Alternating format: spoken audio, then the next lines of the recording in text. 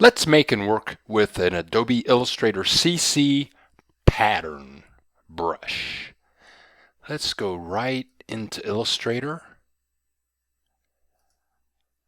And here we go.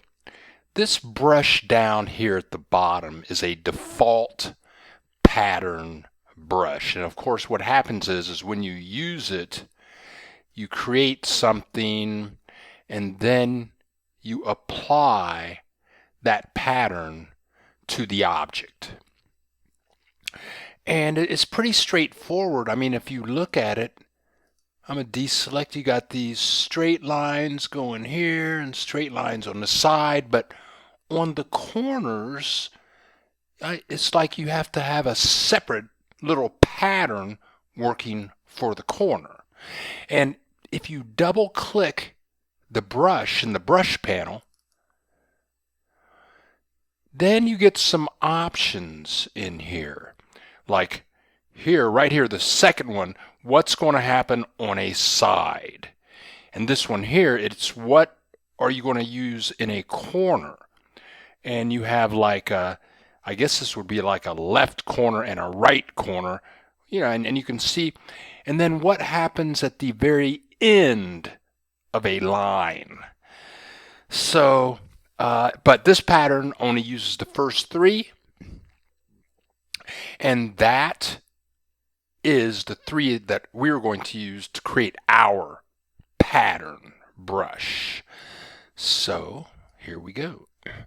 Now I'm in my swatch box.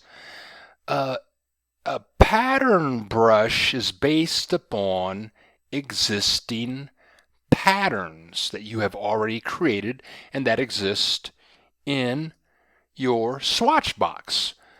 So I'm going to trash some of those for right now. And here's what I'm going to do. I'm going to import that face image, file place,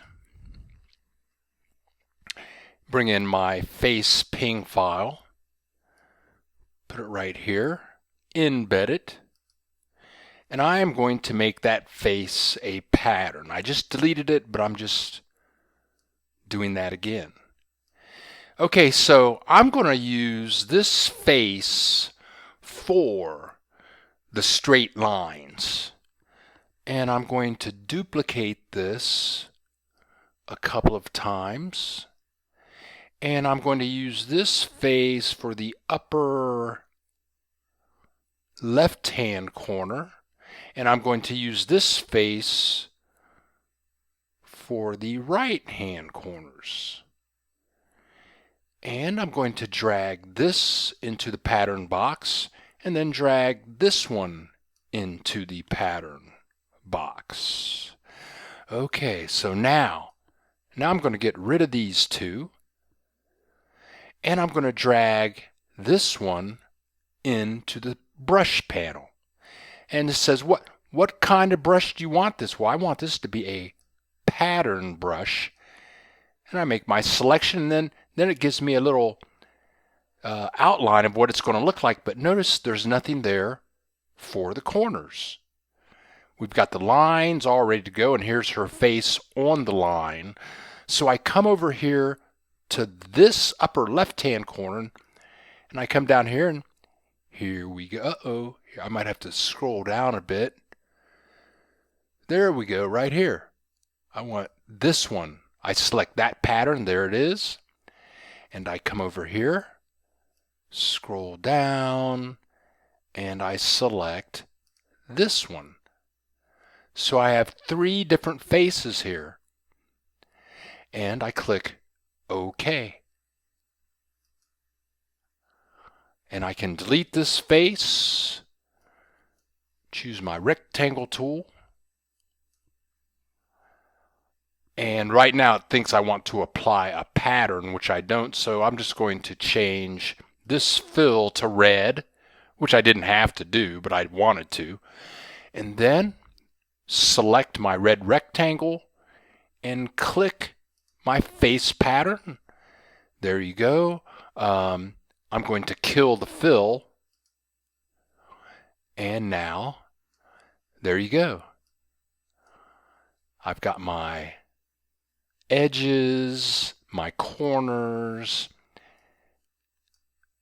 and there you go. Now notice as I resize my object, the face is always the same side, except for, look at the lines.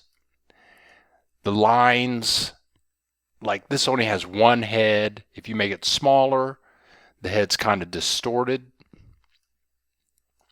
So let's double click in here and see if we have some options. Scale.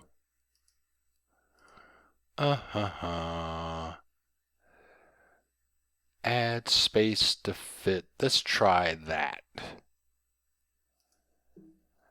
Apply to strokes. So you'll have to play with these options and the size of the objects that you create so you can see if it's working the way that you want it to work. Apply to strokes. There you go.